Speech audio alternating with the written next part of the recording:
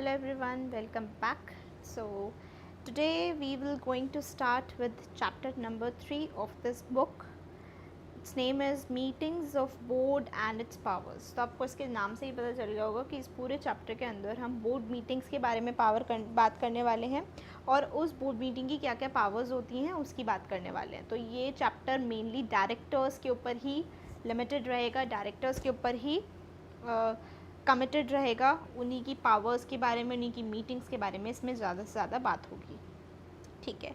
सो इसमें काफ़ी सारे सेक्शंस जो आपको लगता है कि हमें पता होने चाहिए या फिर उसका बार बार कहीं ना कहीं उसका डिस्क्रिप्शन आ रहा था कि ये वाला सेक्शन लिंक आ रहा था, वो सारे के सारे सेक्शंस आपको इसमें मिल जाएंगे, जैसे कि सेक्शन 184, 188.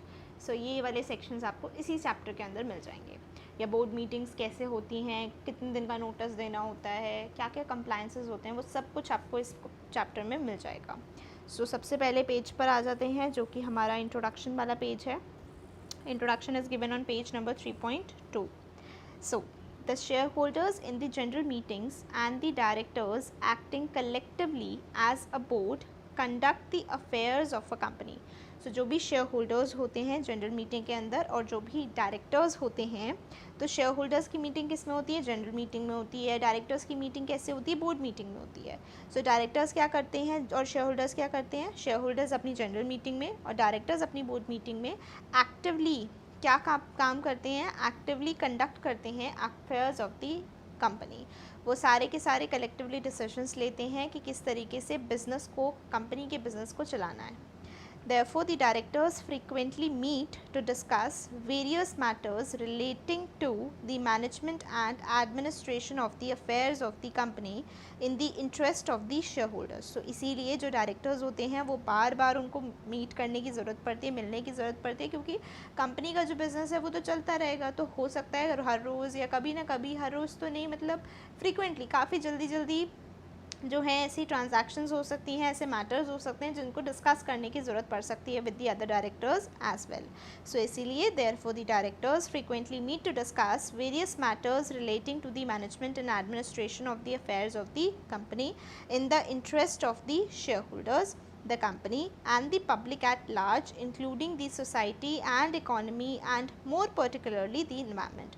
So इसमें बताया हुआ है डिस्कस क्या करेंगे, ऐसा डिस्कशन करेंगे जिससे कि बेनिफिट किसको हो? कंपनी को हो, उसके शेयर होल्डर्स, स्टेक होल्डर्स, जो भी सोसाइटी है, एनवायरनमेंट है, सभी को बेनिफिट हो उससे.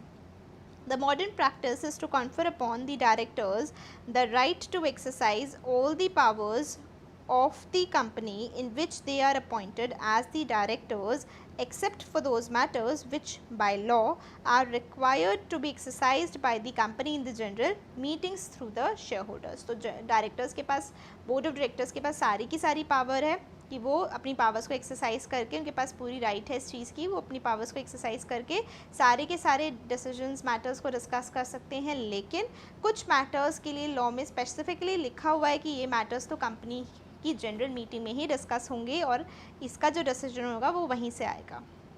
The board of directors oversees the management of the company to ensure that the interest of the shareholders are protected and the goal of wealth maximization is achieved.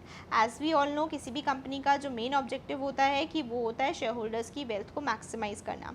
सो यहाँ पर भी जो बोर्ड ऑफ डायरेक्टर्स होंगे वो company के management को इसी तरह से देखेंगे और देखेंगे कि किस तरीके से वो शेयर होल्डर्स की वेल्थ को मैक्सिमाइज कर सकते हैं, और सारा का सारा जो भी काम होगा, जो भी डिसीजन होंगे, that will B taken by keeping in mind कि शेयर होल्डर्स की वेल्थ कैसे मैक्सिमाइज हो सकती है और उनका इंटरेस्ट कैसे इंक्रीज़ किया जा सकता है.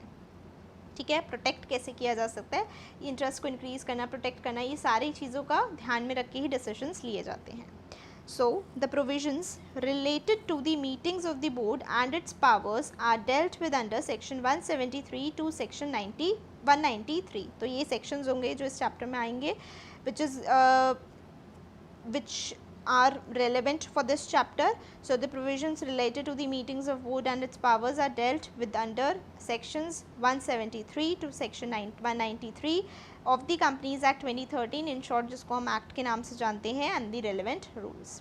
This chapter discusses the laws relating to convening of board meetings, requisite quorum क्या होगा for the conduct of meetings, various committees क्या कौन सी होती हैं बोर्ड की, पावर्स क्या होती हैं बोर्ड की, क्या क्या रिस्ट्रिक्शंस हैं जो इम्पोज की जाती हैं उन पर, क्या क्या डिस्क्लोजर ऑफ इंटरेस्ट करने की रिक्वायरमेंट है by the directors which is given under section 184, loans and investments related party transactions section 185 हो गया, 188 हो गया, ये सारे के सारे आपको इसी चैप्टर के अंदर मिलेंगे.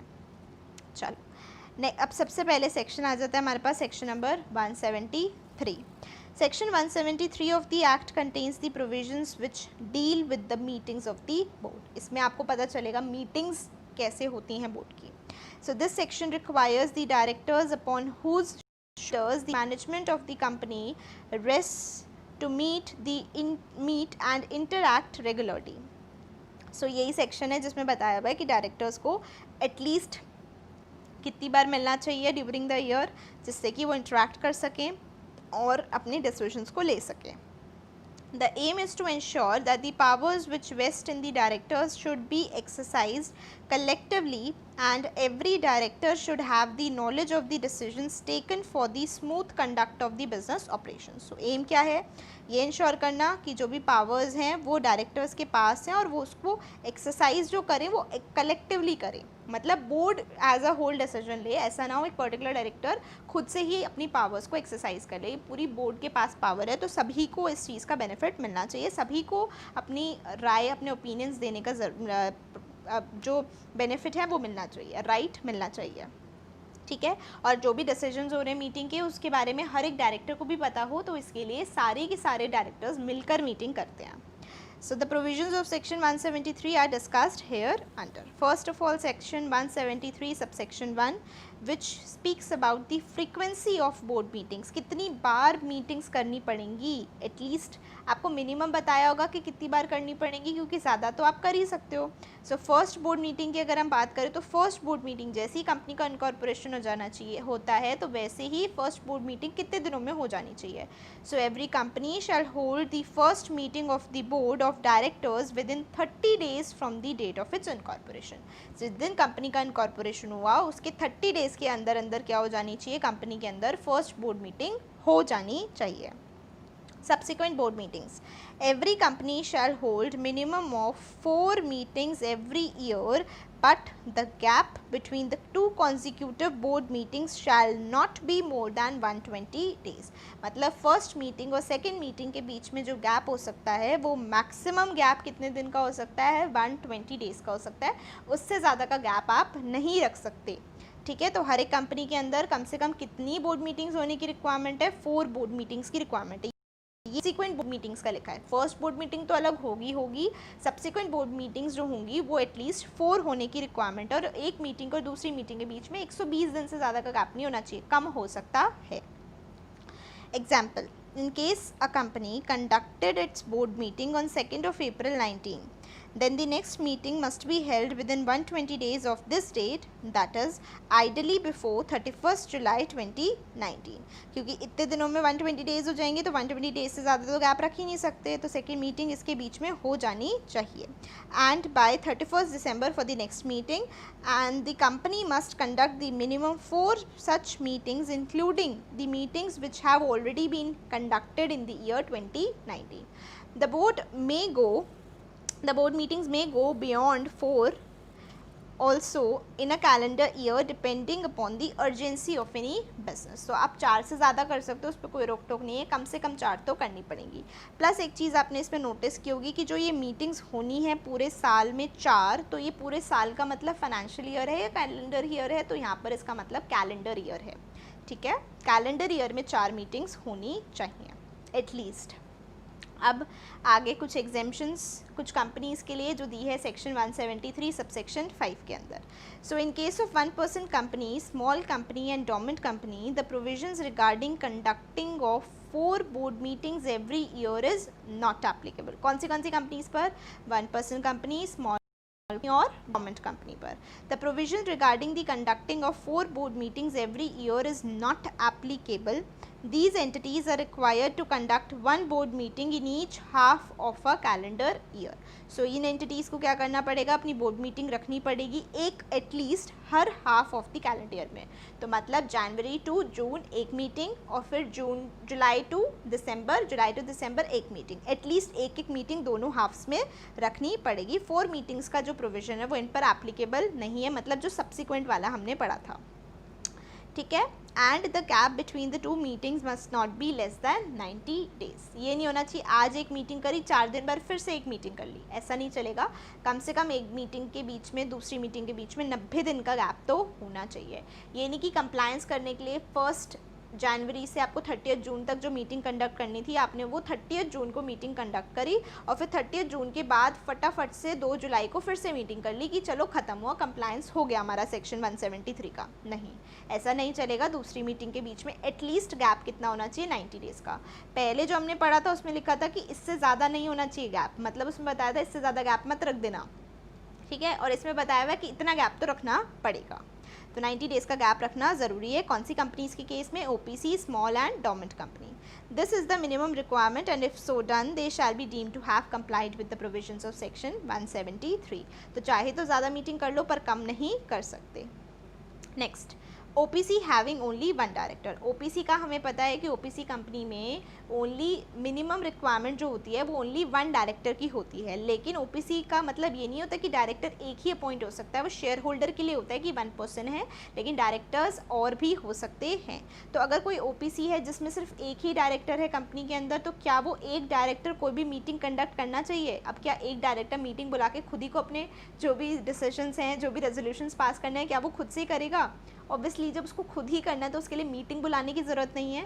Since he is the only one in the board ही नहीं है, अकेला डायरेक्टर है, तो इसीलिए there is one more exemption which is given to the 1 person company which has only 1 director. वैसे OPC के लिए देयर इज़ अ रिक्वायरमेंट कि ईच हाफ में एक मीटिंग होनी चाहिए and the gap between 2 meetings should be at least 90 days. But अगर OPC ऐसी वाली OPC है जिसमें सिर्फ एक ही डायरेक्टर है तो उस केस में there is no requirement to conduct a meeting. So such OPC shall not be required to hold even a single board meeting during the year. Thus, it is totally exempted from the provisions of Section 173, subsection 5. Okay. Now comes modifications in respect of Section 8 companies and private companies. This is quite important and if I say this कि आप ये box कर लोगे तो आपको ऊपर वाला इतना पढ़ने की ज़रूरत नहीं पड़ेगी क्योंकि काफ़ी सिमिलर हैं. प्लस मैं आपको इन दोनों पेज के लिए एक पार्ट सजेस्ट करूंगी कि आप एक सिंगल पेज पर ये लिख सकते हो और ये पूरे 2 पेजेस आपके सम अप हो सकते हैं, which I will suggest you after reading this box. So what is it? Modifications in respect of Section 8 companies and private companies. Wide notification number so and so dated so and so, Section 173 subsection 1 shall apply to a Section 8 company only to the extent that the board of directors of such a company shall hold at least 1 meeting within every 6 calendar months. So इसमें क्या बोला है कि section 173 subsection 1 उसी extent तक section 8 company को लगेगा कि सेक्शन तक की जो बोर्ड ऑफ डायरेक्टर्स हैं उस कंपनी के वो एटलीस्ट एक मीटिंग रखेंगे एवरी 6 कैलेंडर मंथ्स के अंदर. This is subject to the conditions that the company has not committed a default in filing its financial statements under section 137 or annual returns under section 92 with the ROC. So देखो यहाँ पर 2 चीज़ें notice करने वाली हैं. पहला यहाँ पर लिखा है सेक्शन 173 सबसेक्शन 1 अप्लाई होगा, मतलब 4 बोर्ड मीटिंग्स वाला कॉन्सेप्ट अप्लाई होगा. लेकिन वो 4 बोर्ड मीटिंग्स वाले कॉन्सेप्ट में एक चेंज कर दिया कि वहाँ पर आपको 4 नहीं करनी, आपको हर 6 मंथ्स के अंदर एक मीटिंग करनी है. एंड सिंस यहाँ पर सेक्शन 173 सब वो नहीं दिया रेफरेंस, तो इस केस में गैप जो 90 डेज़ वाला होना चाहिए था 2 मीटिंग्स के बीच में वो यहाँ नहीं लगेगा. यहाँ जबकि दूसरा प्रोविज़न लग जाएगा कि एक मीटिंग की और दूसरी मीटिंग के बीच में 120 डेज से ज़्यादा का गैप नहीं होना चाहिए.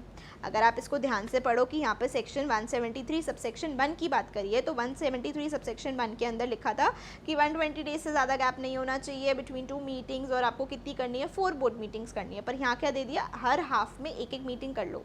ठीक है, तो अप्लाई तो पूरा 173 सबसेक्शन 1 होगा, लेकिन सिर्फ इस एक्सटेंट तक कि मीटिंग कितनी होंगी इतनी. तो कितने दिन का गैप होना चाहिए, नहीं होना चाहिए, ऐसा कुछ नहीं दिया. 173 वाला लेंगे तो उस हिसाब से 120 डेज से ज़्यादा का गैप नहीं होना चाहिए, ठीक है। इसीलिए यहाँ पर ये सेक्शन रीड करना बहुत ज़रूरी था। नेक्स्ट आ जाता है wide notification number so and so dated so and so in case of private companies for subsection 5 of section 173 the following subsection shall be substituted. तो प्राइवेट कंपनीज़ के लिए क्या कहा, प्राइवेट कंपनीज़ के लिए कहा कि जो सेक्शन 173 सबसेक्शन 5 है ना, उसके लिए हमने कुछ सब्सटीट्यूट कर दिया। मतलब अगर कोई 1% कंपनी है, स्मॉल कंपनी है, डोमेंट कंपनी है, या फिर कोई ऐसी प्राइवेट कंपनी है जो कि क्या है, एक स्टार्टअप प्राइवेट कंपनी है, सारी प्राइवेट कंपनीज नहीं बोला, स्टार्टअप प्राइवेट कंपनी है, तो वो deemed to have complied with the provisions of this section मानी जाएगी if at least one meeting of the board of directors has been conducted in each half of a calendar year and the gap between the two meetings is not less than 90 days. तो आपने जो अभी ऊपर पढ़ा था ये exemptions वाला point, इसके अंदर OPC small company dormant company के साथ आप कौन सी डाल दोगे, स्टार्टअप प्राइवेट कंपनी भी डाल दोगे, बाकी सब कुछ सेम है।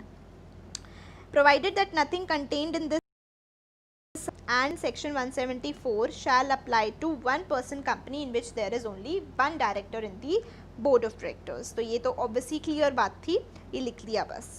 The above substitution is effective subject to the conditions की section 137 और 92 का compliance किया होना चाहिए। किसने, प्राइवेट कंपनी ने किया होना चाहिए। क्या सेक्शन 8 कंपनीज को भी करना था, हाँ करना था। क्या 1% कंपनी, स्मॉल कंपनी और डोमेंट कंपनी को भी सेक्शन 137 और 92 का कंप्लायंस करना है, नहीं करना।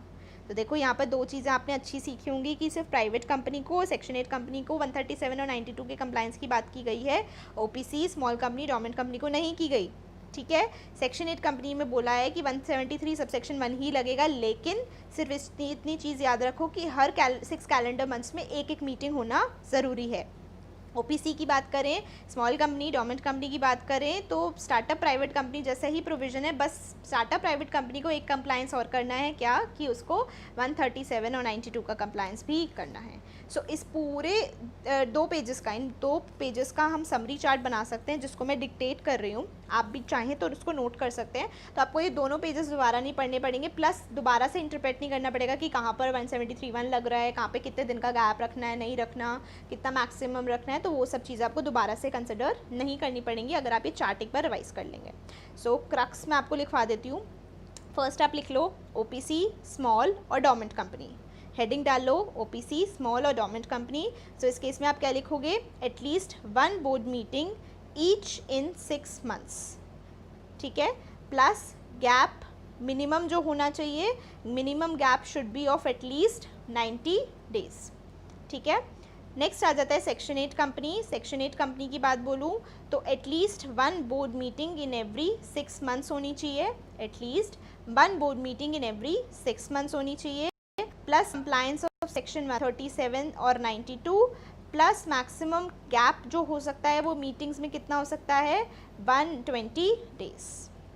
नेक्स्ट आ जाता है ओपीसी विद ओनली 1 डायरेक्टर। अगर मैं ये बोलूँ तो ओपीसी है सिर्फ एक डायरेक्टर के साथ, तो there is no requirement to conduct a board meeting, तो no board meeting is required.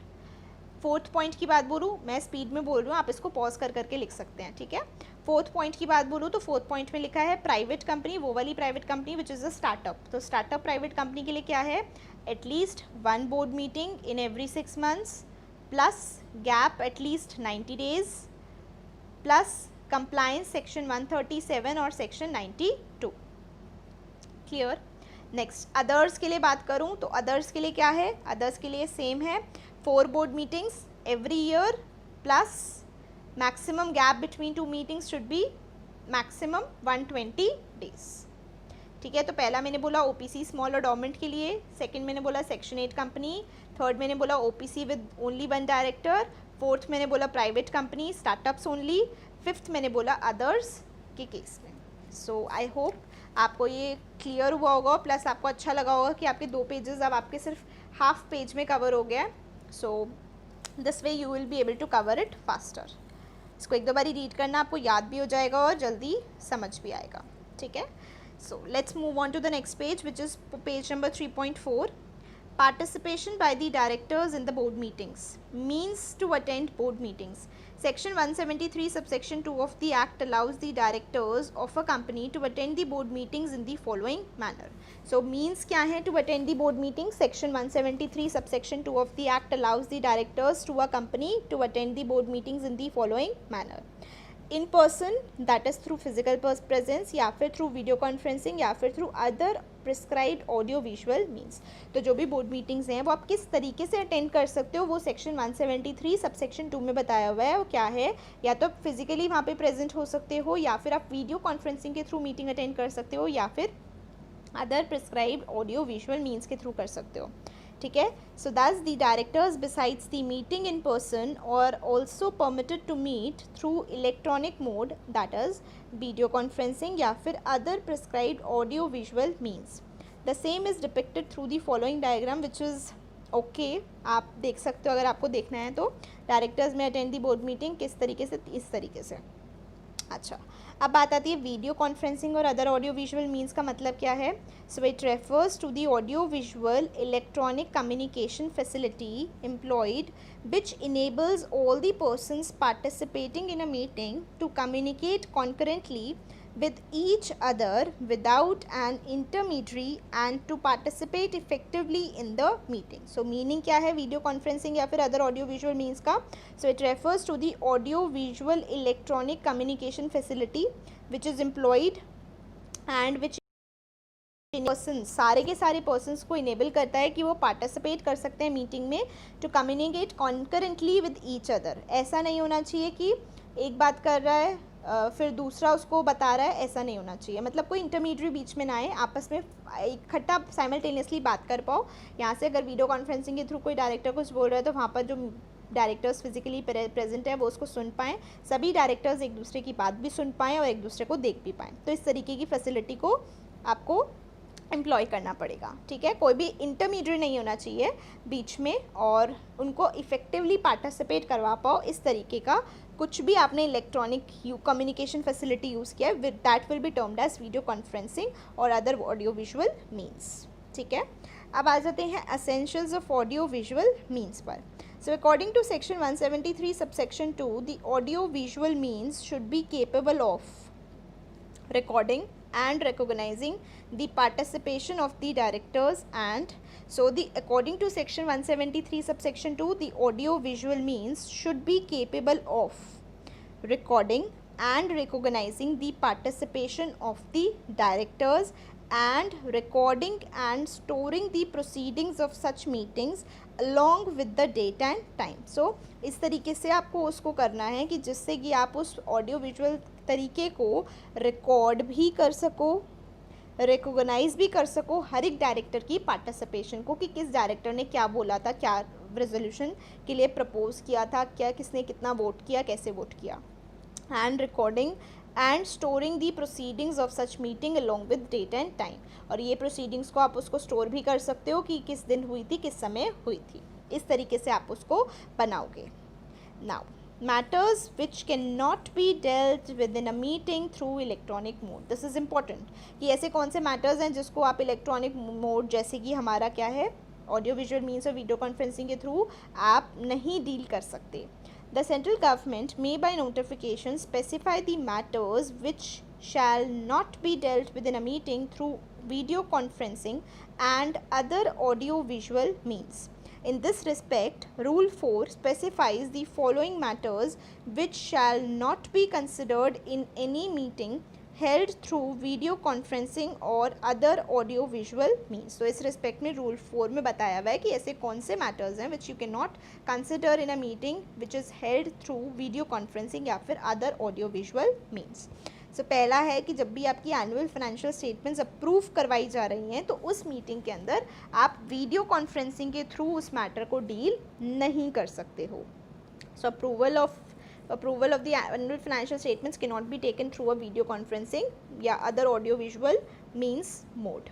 ठीक है. Second is the approval of the directors report और बोर्ड्स रिपोर्ट. बोर्ड्स रिपोर्ट को अप्रूव करवाया जा रहा है तो उस मीटिंग में भी नहीं चलेगा.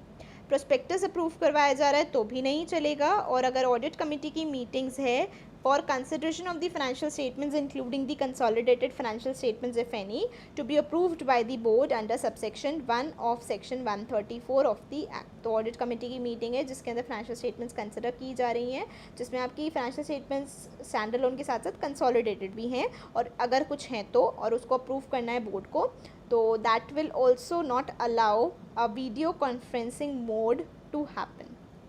Next, the approval of the matter relating to amalgamation, merger, demerger, acquisition, takeover, ऐसे कॉन्फ्रेंसिंग थ्रू नहीं डील कर सकते। Note, it is provided that where there is a quorum in a meeting, quorum हम पढ़ चुके हैं, minimum number of directors required to conduct a meeting is known as quorum. तो अगर ये प्रोवाइड किया हुआ है, मतलब प्रोविज़ो है that where there is a quorum, quorum था मीटिंग के अंदर through physical presence of directors, जितने फिजिकली प्रेजेंट थे डायरेक्टर्स उनके वजह से there was quorum in the meeting, any other director may participate through video conferencing या फिर other audio visual means in such meeting on those matters also which are not permitted to be dealt within a meeting through video conferencing or other audio visual means।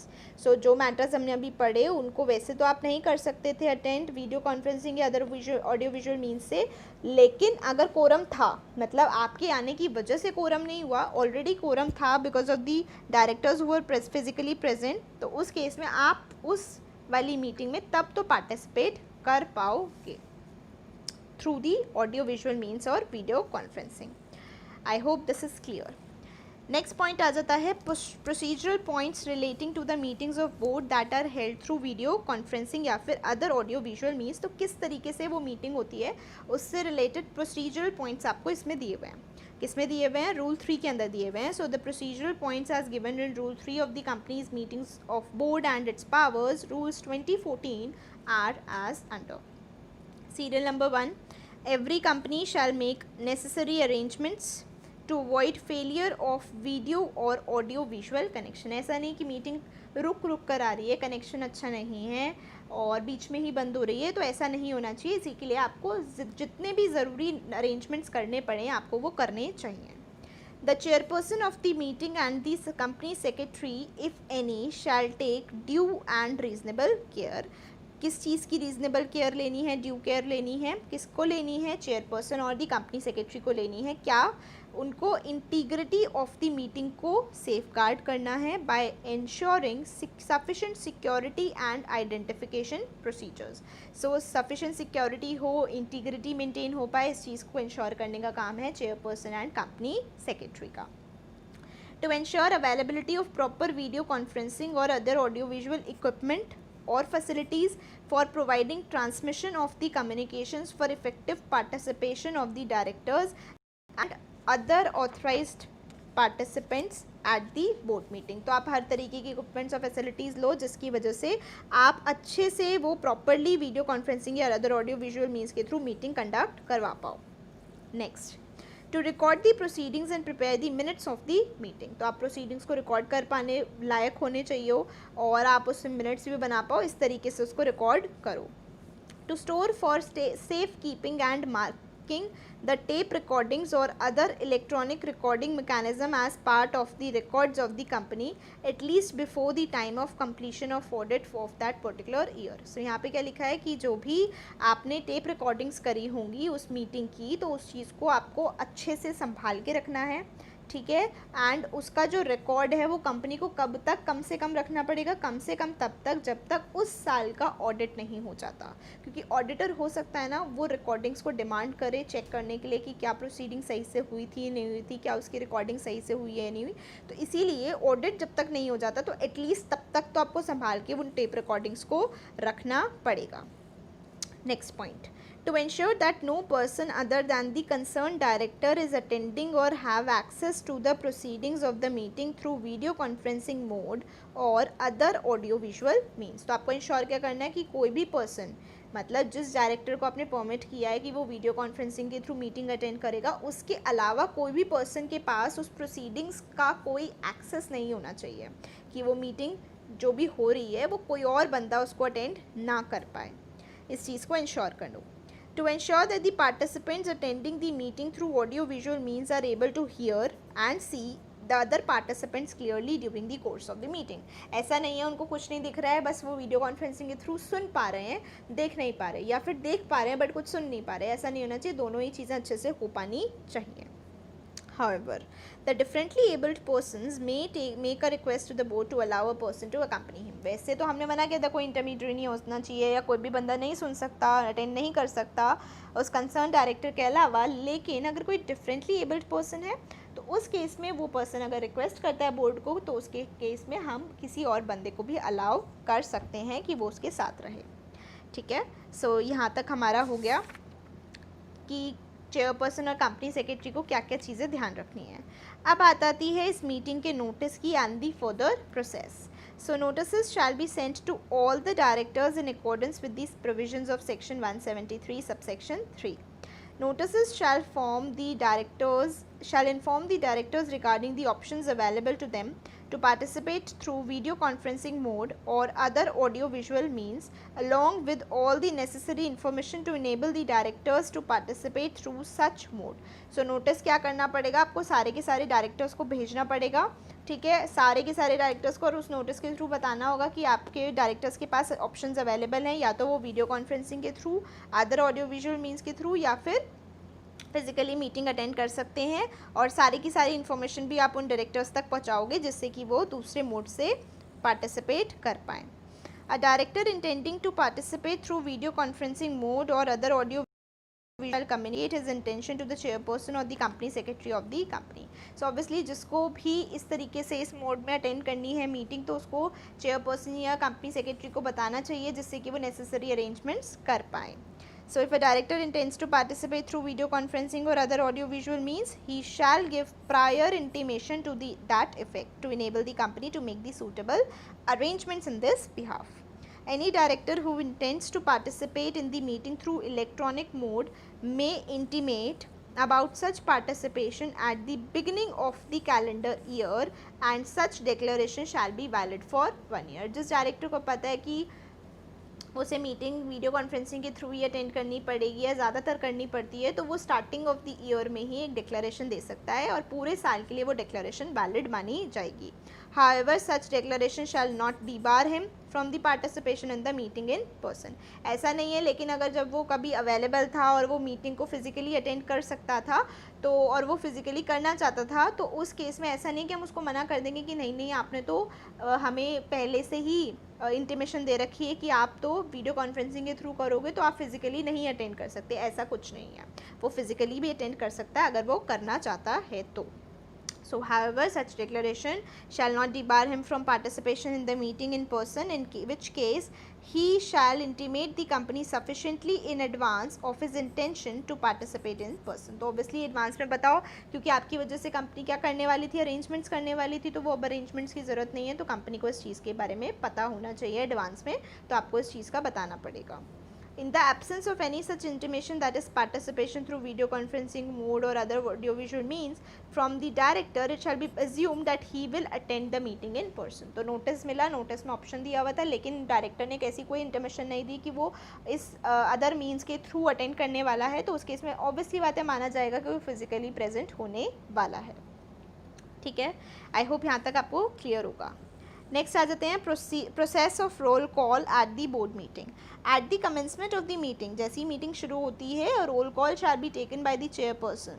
Eight this point every director participating through the video conferencing और other audio visual means shall state for the record the following namely. क्योंकि record हो रहा होता है सारी की सारी meeting, तो उस केस में रिकॉर्ड के लिए उसको क्या करना पड़ता है, जो भी बंदा वीडियो कॉन्फ्रेंसिंग या फिर अदर ऑडियो विजुअल मीन्स के थ्रू अटेंड कर रहा है उसको अपना नाम बताना होता है, उसको लोकेशन बतानी होती है जहाँ से भी वो पार्टिसिपेट कर रहा है, उसको बताना पड़ता है कि उसको जो है एजेंडा रिसीव हो गया है and all the relevant materials of the meeting have been received and that no one other than the concerned director is attending or having the access of the proceedings of the meeting at the location mentioned in B above. मतलब उसमें नाम बताएगा, ये बताएगा कि कहाँ से वो पार्टिसिपेट कर रहा है, प्लस वो ये बताएगा कि उसको एजेंडा वगैरह मिल चुका है जो भी मीटिंग का है, रेलेवेंट मटेरियल जिसकी रिक्वायरमेंट हो सकती है वो भी मिल चुका है, प्लस वो इस चीज़ की डिक्लेरेशन भी देगा कि उसके अलावा कोई भी इस मीटिंग में पार्टिसिपेट या अटेंड नहीं कर रहा है, एंड उस जगह पर जहाँ से वो मीटिंग अटेंड कर रहा है कोई और पर्सन अवेलेबल नहीं है. ठीक है.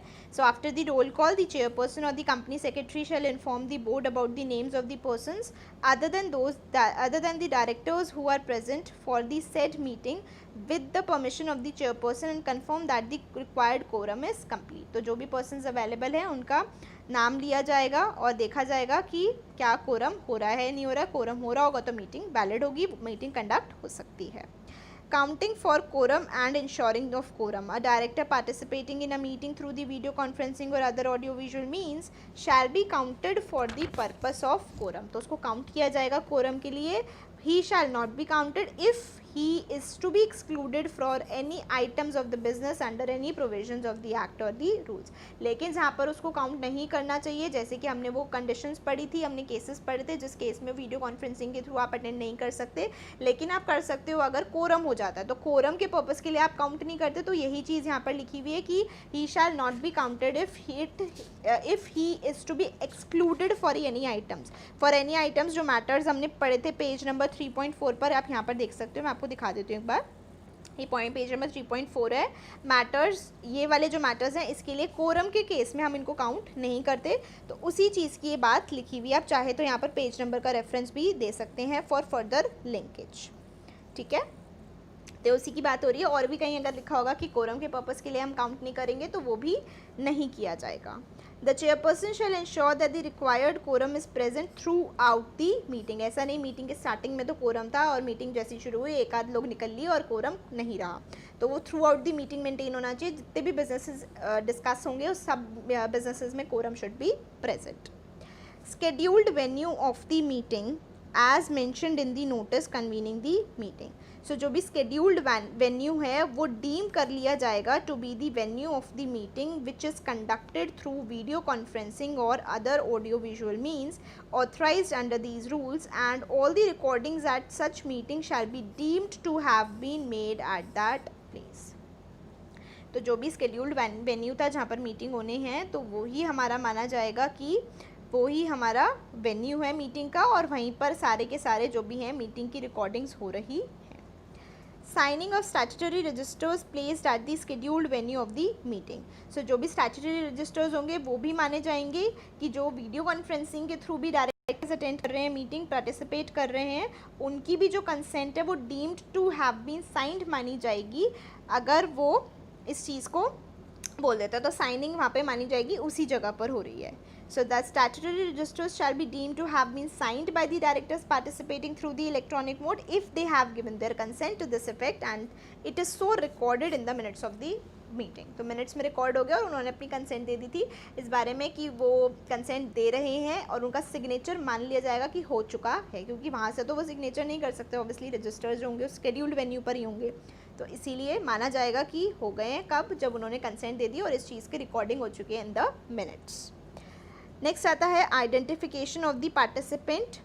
सो every participant shall identify himself for the record before speaking on any item of the business on the agenda. So हर एक पार्टिसिपेंट जो है वो अपने आप को आइडेंटिफाई करेगा for the record before speaking on any item of the business on the agenda. इसमें क्या है कि वो जैसे ही कोई भी कुछ बोलने वाला होता है ना तो अपना नाम अपनी डेजिग्नेशन को बताता है, तो वही चीज़ बोला हुआ है. स्टेटमेंट इंटरप्टेड और garbled. If a statement of a director in the meeting through video conferencing या फिर other audio visual means is interrupted या फिर garbled. garbled का मतलब होता है difficult होता है आपको समझने में. difficult to understand means garbled.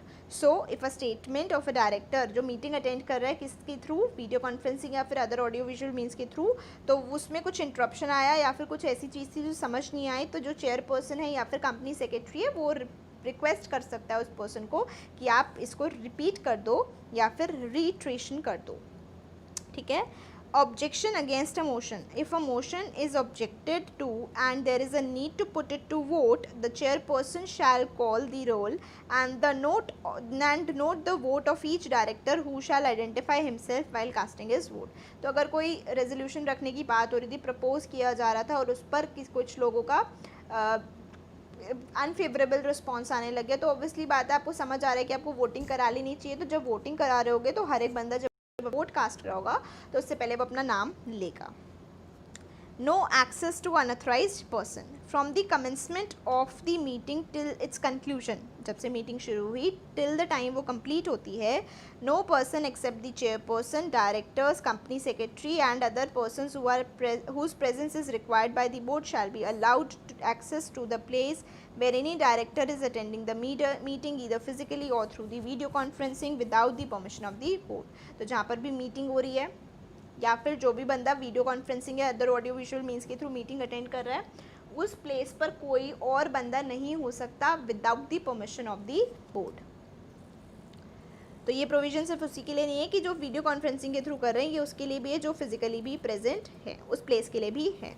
Summary of decision on each agenda item. At the end of discussion on each agenda item, जैसे हर एक एजेंडा का आइटम खत्म हो जाता है डिस्कशन, तो the chairperson of the meeting shall announce the summary of the decision taken on such item along with the names of the direct dissented from the decision taken by the majority. So इसमें क्या बोला हुआ है कि इसमें बताया हुआ है कि जैसे ही कोई भी सपोज डिस्कशन हो रहा था किसी टॉपिक पर, किसी एजेंडा पर, वो जैसे ही डिस्कशन कंप्लीट होगा तो उसके बाद जो चेयरपर्सन है वो समरी बताएगा कि फाइनली समरी क्या है. हमें भी जैसे हम कुछ पढ़ते हैं तो हम फाइनली जब पढ़ने के बाद यही सोचते हैं ना कि समरी क्या है, फाइनली क्रक्स क्या निकल के आ रहा है. तो वही चीज़ है, चेयरपर्सन भी समरी बताएगा, ठीक है. और समरी में उन लोगों का नाम भी बताएगा कि ऐसे कौन से लोग थे जो इस डिसीजन में, जो मेजॉरिटी ने डिसीजन लिया है बट फिर भी कुछ लोगों ने डाइसेंटमेंट किया था, तो वो डाइसेंटेड शेयर होल्डर्स का भी डाइसेंटेड डायरेक्टर्स का भी नाम लिया जाएगा. Preservation of draft minutes shall be preserved till their confirmation. तो जो भी चीज़ कंफर्म नहीं हुई होती, अप्रूव नहीं होती, उससे पहले उसको ड्राफ्ट ही बोलते हैं. तो जो भी ड्राफ्ट मिनट्स आप उसको रिटेन करोगे, प्रिजर्व करोगे till the time they are confirmed. Further, the minutes shall disclose the particulars of the directors who attended the meeting through video conferencing or other audio visual means. तो यहाँ पर क्या लिखा है कि जो मिनट्स हैं उसमें आपको ये भी चीज़ डिस्क्लोज करनी पड़ेगी कि कौन से डायरेक्टर्स हैं जिन्होंने मीटिंग को अटेंड किया है, किसके थ्रू, वीडियो कॉन्फ्रेंसिंग या फिर अदर ऑडियो विजुअल मीन्स के थ्रू. तो ये भी चीज़ मिनट्स के अंदर मेंशन होगी. Circulation of the draft minutes of the meeting. So the draft minutes of the meeting shall be circulated among all the directors within 15 days of the meeting, either in writing or in electronic mode as may be decided by the board. So जो भी draft minutes हैं meeting के वो circulate किए जाएंगे. कहाँ circulate किए जाएंगे? सभी डायरेक्टर्स को दिए जाएंगे. कितने दिन के अंदर? 15 दिन के अंदर दिए जाएंगे. या फिर अगर कोई और टाइम लिमिट रखा है तो ये इस तरीके से, या जैसे भी, पर 15 डेज़ में ही दिए जाएंगे. किस तरीके से दिए जाएंगे? तो सॉरी, इसमें कोई टाइम लिमिट चेंज नहीं होगा, इसमें 15 डेज़ का ही टाइम है. और किस तरीके से दिए जाएंगे? या तो रिटन फॉर्म में दिए जाएंगे या फिर इलेक्ट्रॉनिक मोड में दिए जाएंगे, जिस भी तरह से बोर्ड चाह रहा है, ठीक है. सो जो ड्राफ्ट मिनट्स हैं वो हमें 15 डेज़ के अंदर सभी डायरेक्टर्स को सर्कुलेट करने हैं. अब डायरेक्टर्स क्या करेंगे? कंफर्म करेंगे और अपने कमेंट्स देंगे इस पे, ठीक है. सो इस कंफर्मेशन और written comments about the accuracy of recording of the proceedings. So every director who attended the meeting whether personally or through video conferencing या फिर other audio visual means shall confirm or give his comments in writing about the accuracy of recording of the proceedings of that particular meeting in the draft minutes. तो हर एक director जिसने भी meeting attend करी थी, किसी भी तरह से करी हो, उससे कोई फ़र्क नहीं पड़ता, वो कंफर्म करेगा और अपने कमेंट्स देगा कि जो मिनट्स रिकॉर्ड हुए हैं, प्रोसीडिंग्स रिकॉर्ड हुई हैं मिनट्स में, क्या वो एक्यूरेटली हुई हैं, नहीं हुई हैं, और अगर कुछ छूट गया है तो उनके हिसाब से क्या कमेंट है उस पर, ठीक है. तो ये उनको कब तक करना पड़ेगा? 7 डेज़ के अंदर करना पड़ेगा. या फिर कोई अगर बोर्ड ने रीज़नेबल टाइम दिया है तो वो उस रीज़नेबल टाइम तक भी कर सकते हैं after the receipt of the draft minutes, Fehling which his approval shall be presume. तो सपोज़ बोर्ड ने कहा कि 10 दिन में कर देना, तो 10 दिन में आपको करना पड़ेगा. 10 दिन के बाद 11वें दिन माना जाएगा कि आपने अप्रूव कर दिया है, डीम्ड अप्रूवल मान लिया जाएगा. तो जितना भी टाइम बोर्ड ने दिया है या फिर 7 days, which ever is the case, उस हिसाब से आप देख सकते हो. after completion of meeting the minutes shall be entered in the minute book which will be signed by the chairperson. I hope आपको ये सारा का सारा क्लियर होगा. अगर आपको कोई भी डाउट है तो आप मुझे कमेंट सेक्शन में बता सकते हैं. I will try replying to all your queries and अगर नेसेसरी लगा तो मैं उसके ऊपर सेपरेट वीडियो भी बना दूंगी अगर कुछ मेजर क्वेरी होगी. ठीक है, अदरवाइज मैं कमेंट सेक्शन में आपको रिप्लाई कर दूंगी. ठीक है, नेक्स्ट आ जाते हैं requirement of attending all the board meetings. So is it necessary for all the directors to attend all the board meetings of the company held during a year. I think I have asked you this question earlier also कि क्या ये ज़रूरी है सारे के सारे directors के लिए कि वो सारी की सारी बोर्ड मीटिंग्स को अटेंड करें जो भी हैं. अपेरेंटली इसका आंसर नहीं है. क्यों? क्योंकि हर एक डायरेक्टर हर एक मीटिंग अटेंड कर पाए ऐसा पॉसिबल नहीं हो सकता. इसीलिए प्रोविज़न बनाया गया कि पूरे साल में पूरे 12 महीने में अगर आप एक भी मीटिंग अटेंड नहीं करते तो आपका डिस्क्वालिफिकेशन हो जाता है, वेकेशन ऑफ ऑफिस हो जाता है. लेकिन अगर आप एक आध मीटिंग अटेंड नहीं कर पा रहे या फिर आपने एक भी मीटिंग अटेंड कर ली तो कंप्लायंस माना जाता है. ज़रूरी नहीं है कि आप सारी की सारी मीटिंग्स ही अटेंड करो. So is it necessary for all the directors to attend all the board meetings of the company held during the year? Apparently the answer is no, because it shall be illogical to expect from each and every director to attend each and every meeting, but as they are guardians of the company they must try their best to attend as many board meetings as possible. However, a continuous absence is also detrimental if we look at section 167 subsection 1 clause B, which states that a director shall be required to vacate his office if he absents himself from all the meetings of the board of directors held during a period of 12 months with or without seeking leave of absence of the board. ये नहीं देखा जाएगा कि आपने leave of absence लिया हुआ था तो चलेगा. नहीं, कुछ भी केस हो 12 महीने में एक भी बोर्ड मीटिंग अटेंड नहीं करी तो वेकेशन ऑफ ऑफिस हो जाएगा. ठीक है, अब आ जाते हैं सेक्शन 173 सबसेक्शन 3 पर. सेक्शन 173 सबसेक्शन 3 किस चीज़ का है? Notice of the board meeting का है. तो हमने इसमें ऑलमोस्ट प्रोविजंस कर लिए हैं, बस एक बार फिर भी इसमें टाइम लिमिट दे रखी है कि नोटिस कितने दिन के अंदर देना होता है, तो वो हम एक बार पढ़ लेते हैं. सो पीरियड ऑफ नोटिस देखें तो एटलीस्ट 7 डेज बिफोर आपको देना पड़ता है notice in writing to all the directors देना पड़ता है. कहाँ पर दोगे? उनके रजिस्टर्ड एड्रेस पे दोगे जो भी कंपनी को उन्होंने दिया हुआ है. किस तरीके से दोगे? या तो हैंड डिलीवरी होगी या फिर पोस्ट के थ्रू होगा या फिर किसी भी इलेक्ट्रॉनिक मीन्स के थ्रू हो सकता है जैसे कि ईमेल या फैक्स. फिर आ जाता है शॉर्टर नोटिस. मतलब ये तो जनरल है, आपको इतना करना ही है. लेकिन अगर कोई अर्जेंसी आ गई, मीटिंग जल्दी बुलानी है और 7 दिन का समय नहीं है तो उस केस में आप शॉर्टर नोटिस दे सकते हो which is for less than 7 days. ये किस लिए हो सकता है कि आपको कोई अर्जेंट बिजनेस को ट्रांजैक्ट करना है, इसलिए. तो इस केस में क्या होगा? अगर आपकी कंपनी में इंडिपेंडेंट डायरेक्टर्स की रिक्वायरमेंट है, मतलब इंडिपेंडेंट डायरेक्टर्स होने की रिक्वायरमेंट है, तो उस केस में एटलीस्ट एक इंडिपेंडेंट डायरेक्टर तो होना चाहिए मीटिंग के अंदर. ठीक है, लेकिन अगर नहीं है तो जो भी डिसीजंस लिए जाएंगे मीटिंग के अंदर वो आपको सर्कुलेट करने पड़ेंगे सारे के सारे डायरेक्टर्स को. एंड वो फाइनल तभी माने जाएंगे जब उन डिसीजंस को रैटिफाई कर दिया है किसने? एटलीस्ट एक इंडिपेंडेंट डायरेक्टर ने, अगर कंपनी के अंदर इंडिपेंडेंट डायरेक्टर है. सो इधर जो वर्ड लिखा है ना इफ़ एनी, इसका मतलब इससे पता चल रहा है कि अगर एक भी इंडिपेंडेंट डायरेक्टर नहीं है, मतलब रिक्वायरमेंट ही नहीं थी, तो उस केस में ऑब्वियसली कराने की ज़रूरत नहीं है. लेकिन अगर थी तो उस केस में आपको उससे रैटिफाई कराना पड़ेगा. पहली कंडीशन है कि आप 7 दिन से कम का नोटिस दे सकते हो. कब दे सकते हो? जब कोई अर्जेंट बिजनेस ट्रांजैक्ट करना है कर लो. लेकिन अगर आपकी कंपनी में इंडिपेंडेंट डायरेक्टर्स की रिक्वायरमेंट है तो एटलीस्ट एक इंडिपेंडेंट डायरेक्टर मीटिंग को अटेंड करेगा.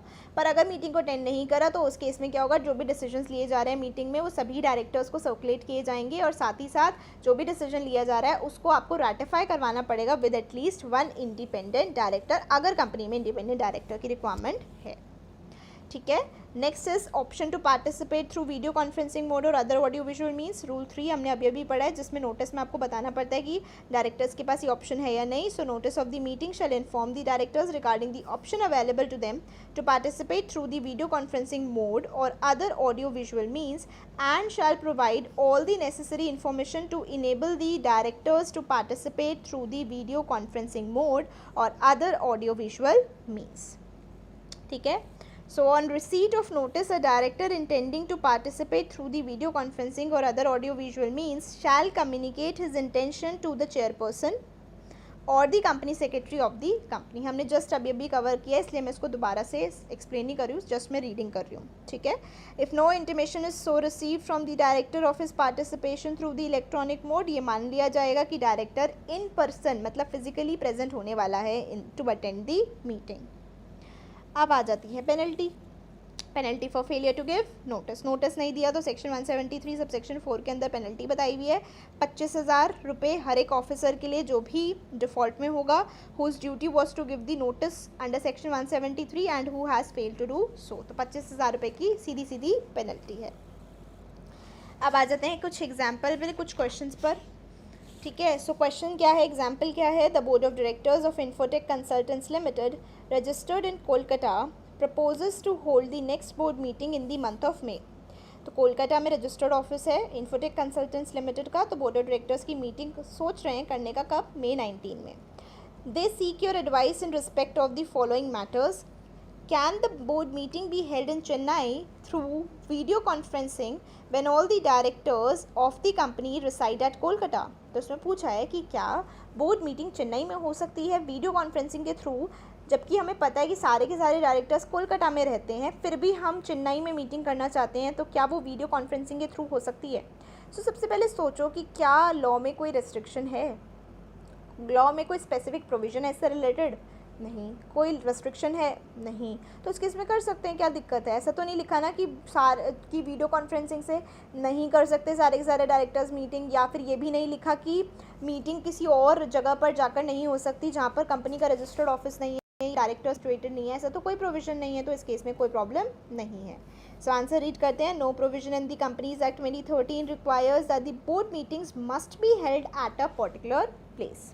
Accordingly, there is no difficulty in holding the current board meeting at the Chennai through video conferencing, even if all the directors of the company reside at Kolkata and the register is also situated at Kolkata. However, it has to be seen that the legal requirements as prescribed 3 section 2 and rule 3 जो हमने अभी इतने सारे procedures पढ़े थे वो of the company's rules 2014 are meticulously followed। वो सब कंप्लाई करने की रिक्वायरमेंट ज़रूर बनेगी क्योंकि वीडियो कॉन्फ्रेंसिंग के थ्रू हो रही है। क्लियर है।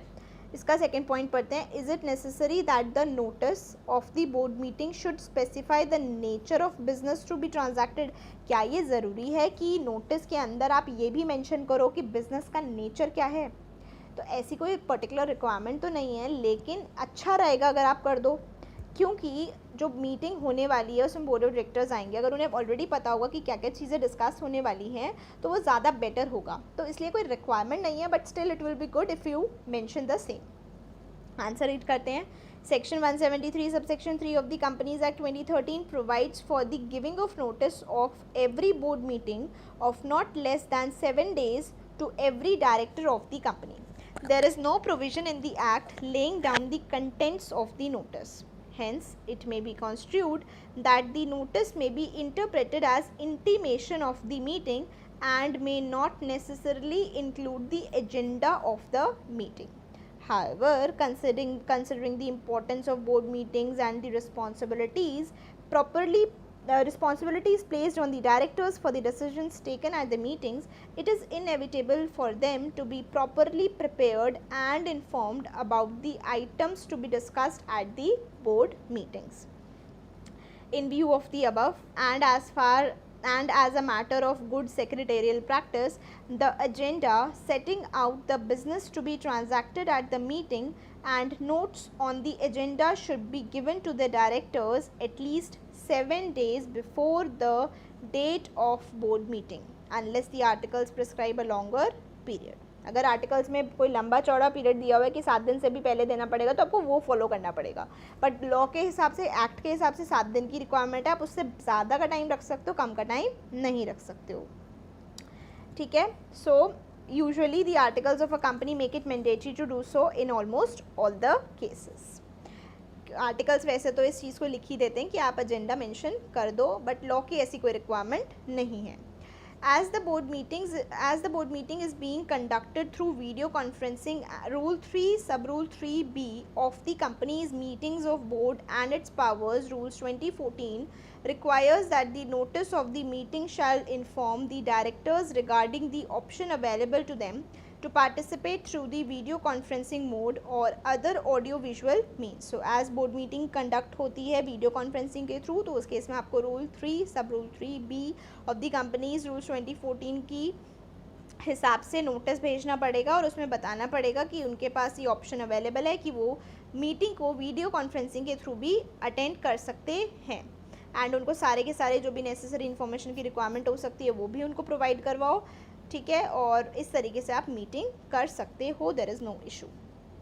Next example, XYZ Limited is a foreign collaborator in ABC Limited, incorporated in India under the Companies Act 2013.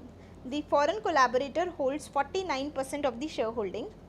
The board meetings of ABC Limited are usually held in India, and sometimes meetings of the board are called at a very short notice, for which there is a provision in the Articles of Association that during such a situation, notices of the meetings of the board can be sent by email. State in this connection whether such a provision in the Articles of Association of ABC Limited is valid.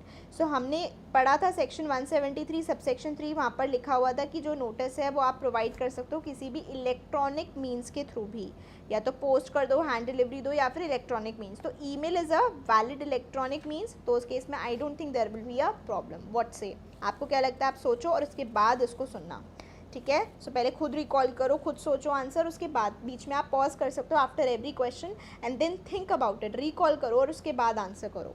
So answer क्या है? In terms of the proviso to section 173 sub section 3 of the companies act 2013, a meeting of the board may be called at a shorter notice to transact urgent business subject to the condition that at least one independent director if any shall be present at the meeting. क्योंकि shorter notice पर हो रही है.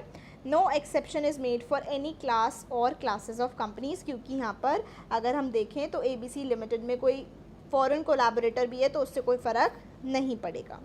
Further, under section 173 subsection 3, a meeting of the board shall be called by giving not less than 7 days notice in writing to every director at his registered address with the company, and such notice shall be sent by hand delivery, by post or by electronic means. If we examine the above provision, it is amply clear that the notice is allowed to be sent by electronic means also. So hence the sending of notice by email is permissible mode of delivery and can be resorted to without any hindrance. In case articles contain such a provision, there is no illegality involved even if there is a foreign collaborator in the company.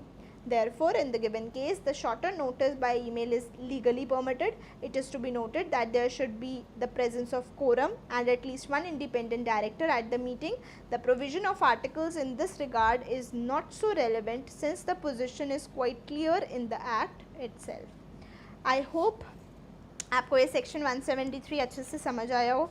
आपको अगर कोई भी doubt है तो आप मुझे comment करके बता सकते हैं. प्लस अगर आपके कोई भी सजेशंस हैं तो वो भी आप कमेंट करके बता सकते हैं. और अगर आपको वीडियो अच्छा लगे तो प्लीज़ लाइक करना, शेयर करना अपने फ्रेंड्स के साथ जिनको भी ये यूज़फुल लग सकता है, बेनिफिशियल हो सकता है जिसके लिए भी, तो आप उनके साथ शेयर कर सकते हैं. और जितनी बार इनको सुनोगे आपको रिकॉल होने में ईजी रहेगा. आप इसको इसी स्पीड में मत सुनना दोबारा, क्योंकि फिर वो बहुत बोरिंग हो गए. तो already you have heard it once. So आप इसको स्पीड अप करो, फटाफट से फिर से सुनो, फिर स्पीड अप करो, फिर से सुनो, तो आपको रिवीजन होकर ये बहुत अच्छे से याद हो जाएगा. With subsections, I am telling you, आपको सबसेक्शंस के साथ याद हो जाएगा. बार बार सुनो, और जब भी आप फ्री हो, आपको पढ़ने का मन नहीं करा, बस audio soon low. I think वो बहुत ज़्यादा बेनिफिशियल रहने वाला है आपके लिए. ठीक है, so this is all for today. Take care, see you in the next video. Until then, stay safe and stay healthy. Bye bye.